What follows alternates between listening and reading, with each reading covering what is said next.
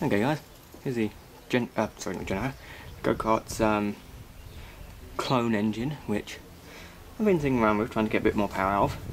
And to be honest, yes, I have got that. I ungoverned it and jetted the carb because I was getting about 25 miles an hour out of it originally, and I upped that to 40 when jetting it, which I was rather impressed by actually. I was surprised I got that much extra out of it. But I just wanted something a little bit more powerful. Now tell me, have I gone over the top? One who can tell me what engine that is? I'm sure there's a couple of people who already know by the bearing plate on the crankshaft there. It's a quite distinctive engine. Now, unfortunately, these engines are fairly rare in the UK, and it's actually kind of worked out quite positively for me, because the the eBay user didn't put it down as the engine is. He put it down as a Toro 20 horsepower Toro engine. Nobody really knew who it was, so I put a couple of bids on it. I was prepared to go up quite a fair amount, and I eventually won it for, well, under £150, which is probably roughly $220 roughly, which I'm rather impressed by. Now I think there's like 2 or 3 pipes missing, which I would like to ask about, which I can show you in a minute. But it does have compression on both cylinders, it has spark. All I have to do is rig up fuel to it and get a charged battery. I currently have a battery on charge in it at the moment, so in a minute I'll be taking the engine in the shed, because it is like Sunday morning, where I'll be modifying some exhaust pipes to fit on it, and then I might just give it a test run. I'll probably have to nick some of the fuel out of this engine, because I have no other fuel anywhere else. I don't even know how much is in here. There's a couple of inches in there, I can drain that out into an extra tank. This thing does have a fuel pump on it, it's got everything that it needs. Fuel pump, I had that taken apart yesterday, that's absolutely fine. The diaphragm in it hasn't turned into a slab of concrete. The combustion chambers are quite carboned up, but you know, otherwise that's about it. I'll give you another quick look at it.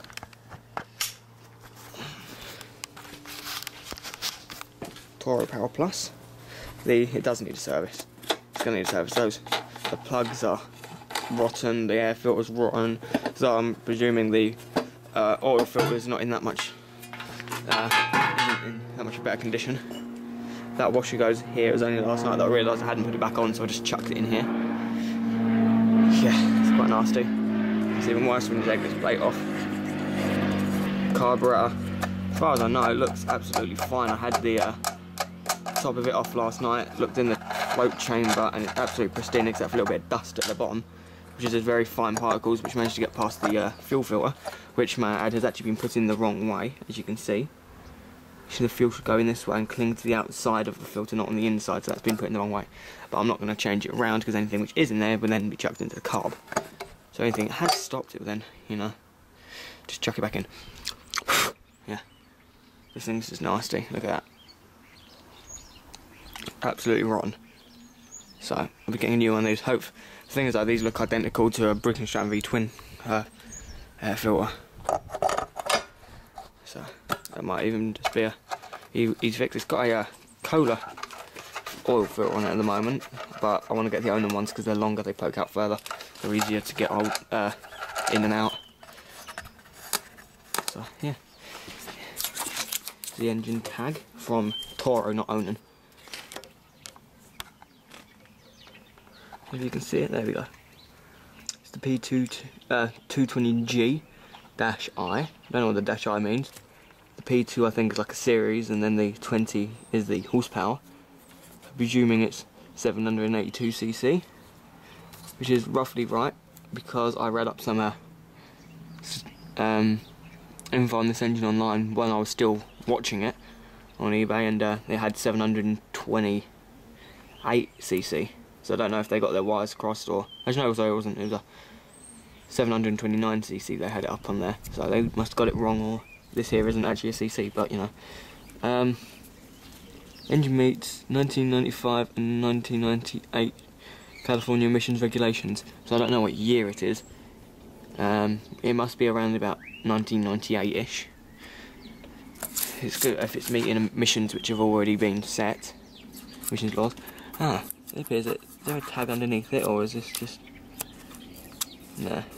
So, the owner tag might be underneath this one, which is possible. I'm not sure if I should peel it up though. I'll take some photos of it, I might peel it off because I want to repaint it. Now the chassis may have to be modified, or the axle will have to be modified. Once I've got the seats on, I can find out how far this can go back. If I have to take the seat off to take the cylinder head off, then that's fine, because I won't be taking cylinder heads off every other weekend. So, yeah.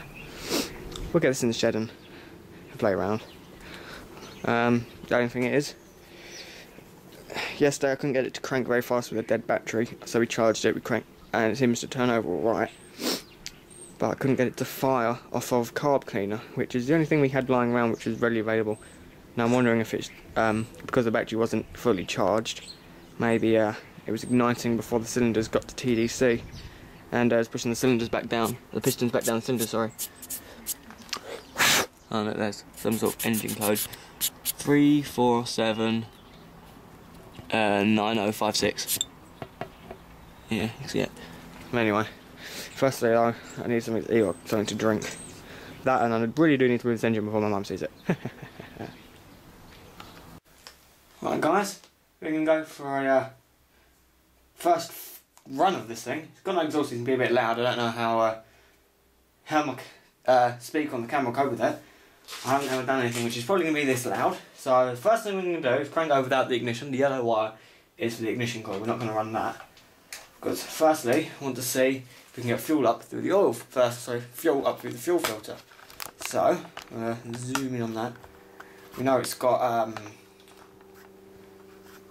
oil in it, so I'm not going to worry about that. I've rigged the fuel pump there up to this little engine here. You can see this little blue thing. That's where it's rigged into the little GX100 fuel tank.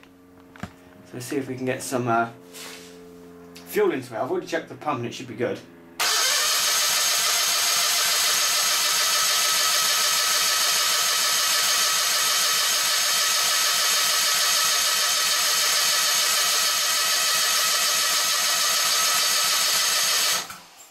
Oh, I see fuel. Well, a lot of it. Not sure if that's good, but hey ho. There's see a leak here. We'll deal with that quickly. Got another leak.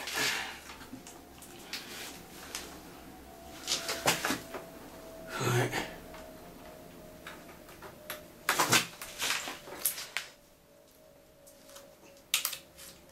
Like it's been pressed on properly. This filter is on backwards because somebody forgot. The person who installed it bloody didn't put it on right.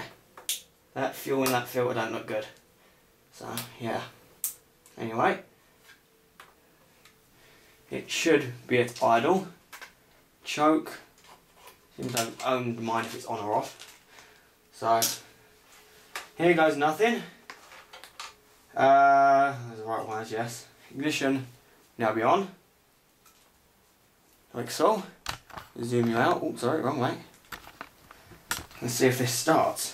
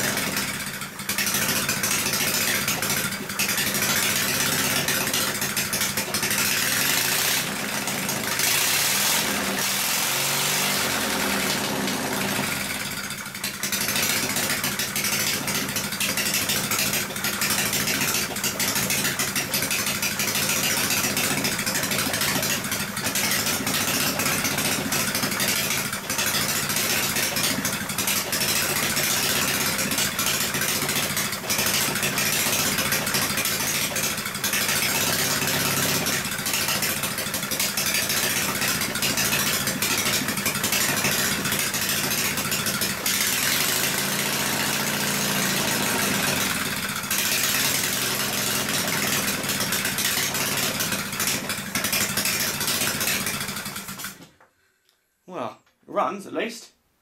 It's a bit lumpy, but I'm not sure the capacitor on this is any good. Because when it does have spark, the spark's not very good, and the spark plugs are a bit foul. But I have cleaned them. But yay, that's the first run in about 10 years. The guy bought off said it hasn't run since about 2000. Or 2001. Fuel pump's definitely working, but I've got another leak this time on the other side of the freaking filter. So we'll quickly do this back up. I'm bending, but not wrong. Get it on there, little fucker. There you go. This will get in a new filter, plugs, oil filter, get in the works eventually. Give it another go. Seems to start up quite nicely.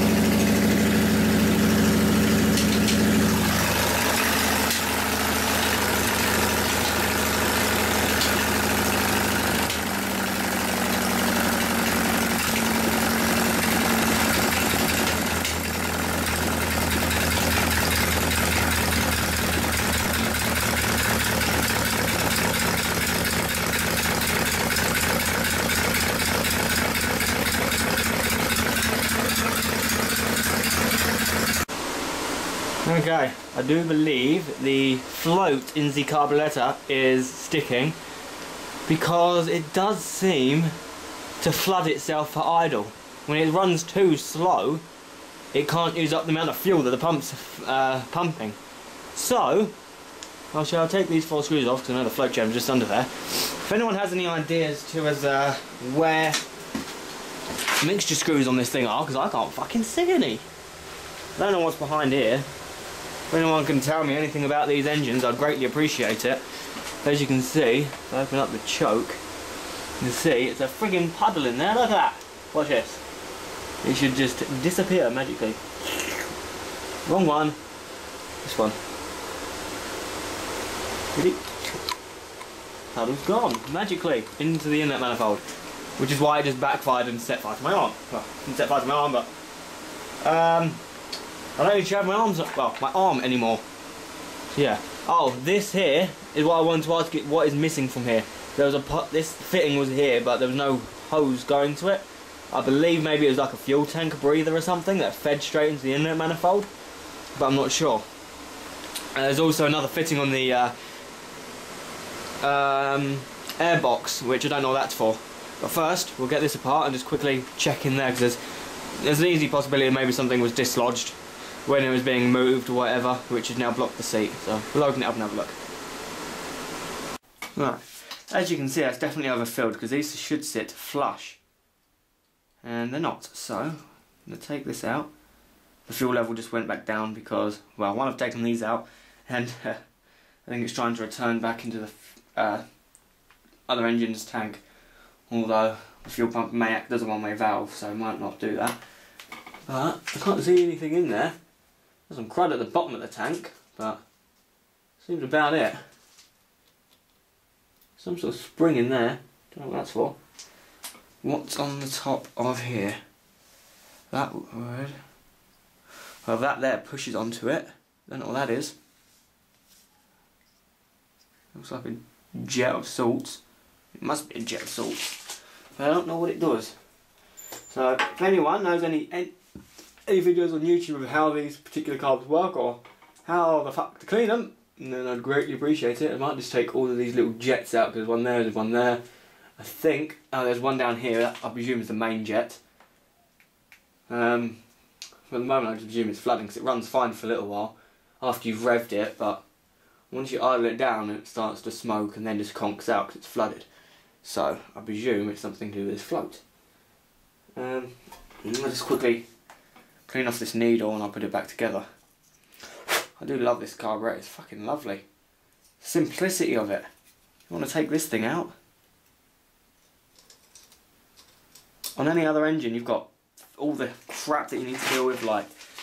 see, look, that's where it should be sitting. Something like that, actually. Yeah. There we go. So that should kind of sit like that. So the fuel level in there's still a little bit high. I will just quickly drain it because there's a drain screw here. So I'll drain that out. Actually no, I won't even bother. Anyway, like I was saying, any other carb, you got all the pins and things you have to take out. This thing, all you have to do is undo those 4 screws and the whole bloody thing just pulls out. It's lovely. I like simple designs. But unfortunately I wasn't expecting this carb to work first time, you know. Maybe the fuel has run back to the engine because this fuel filter is now empty.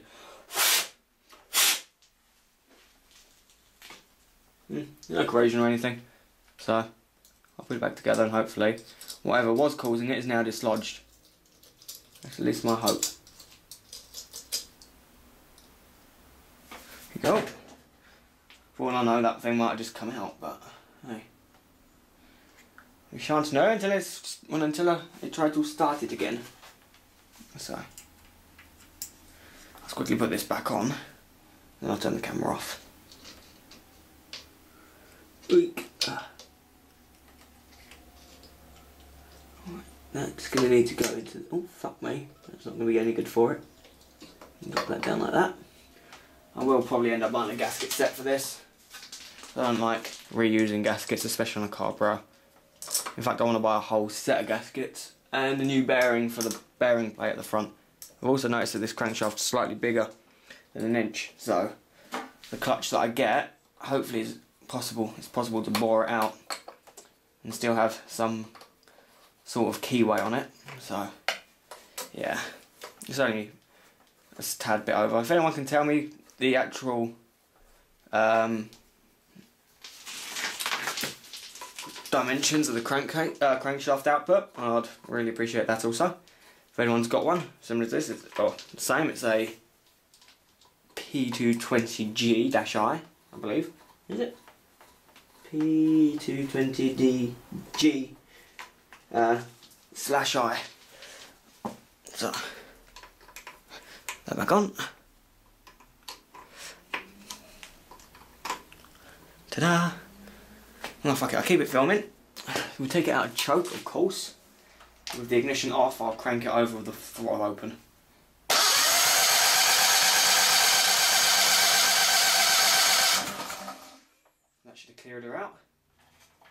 Now the ignition one we need back.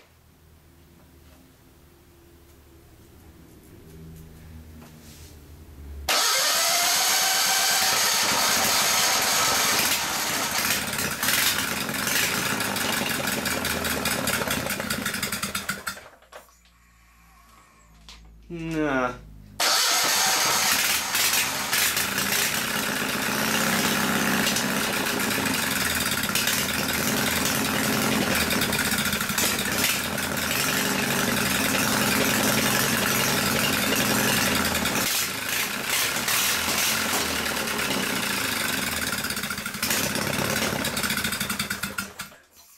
Nope. It's pissing fuel through a couple of holes. I might just quickly rip this inlet manifold off the carb off. I'll give it a right good strip down and clean so I can see everything, and I'd greatly appreciate some feedback on how the fuck to tune them. If these are even tunable, they might be set. I see a screw here, I don't know what that does. So, as it looks like, it doesn't even look like it's tunable, to be honest. It looks like it's set. But you know, always hopeful.